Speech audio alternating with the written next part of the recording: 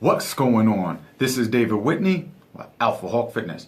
All right, this is part 2 to a video I made yesterday. Does sugar really make you fat? Now, I got a good comment from one of my subscribers, and he was talking about, well, what about the insulin response and insulin's role in storing fat and the insulin response that we get from sugar and simple carbohydrates, refined carbohydrates. All right, well, here's the thing. Oh, and first of all, let me let you know, if you want more detail, I'm going to link a classic article by Dr. James Krieger in the description box. I really recommend that you check that out. It's, I think it's called The Insulin Myth, but it really goes into detail and you could get a lot out of that. But all right, let me try to explain this briefly. First of all, what is insulin and its role in our bodies? When we consume carbohydrates, our body converts them to glucose.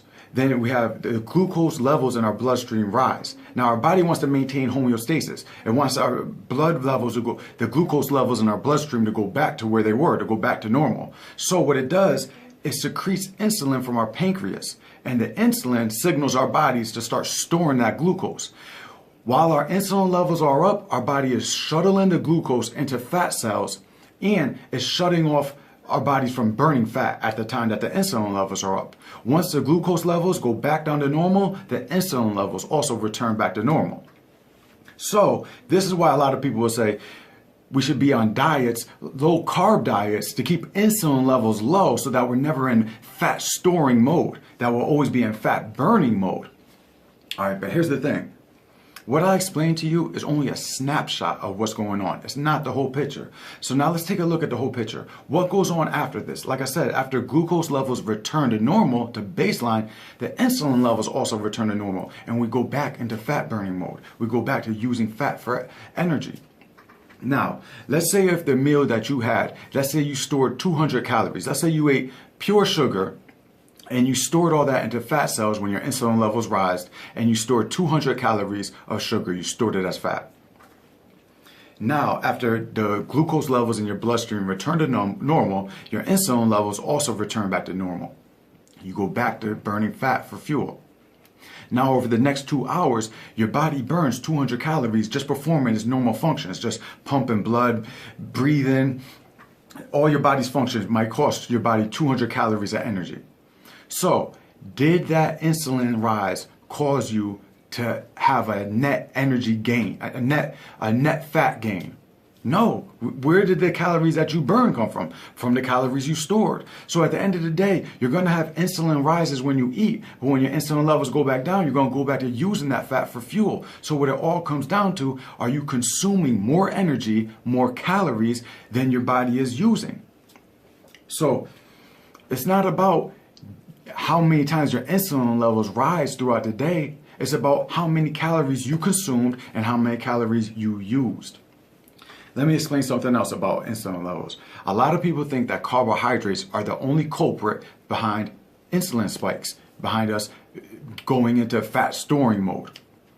This is completely false. It's been shown time and time again that protein causes the same insulin response that carbohydrates cause.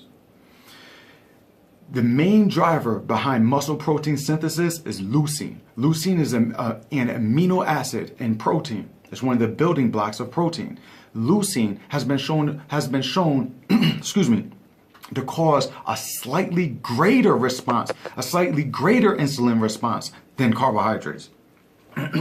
So, if we're trying to be on a diet that will keep insulin levels low, we would have to not only go on a low carbohydrate diet, we'd have to go on a low protein diet. And nobody is suggesting going on a low protein diet if you want positive body composition. If you're trying to gain muscle and lose fat, nobody's suggesting going on low protein. But if we're worried about insulin spikes, then we need to be worried about protein. So you see, it just doesn't make sense. It all comes down to energy balance, making sure you're getting enough protein, you're getting enough of your sufficient amount, your macronutrients, your protein, your healthy fats, and making sure you're getting enough of your micronutrients, your vitamins, your minerals, and making sure you get enough fiber. But after you get all that, then it's at your discretion to make choices of what you will eat. And it doesn't matter. Let me explain to you.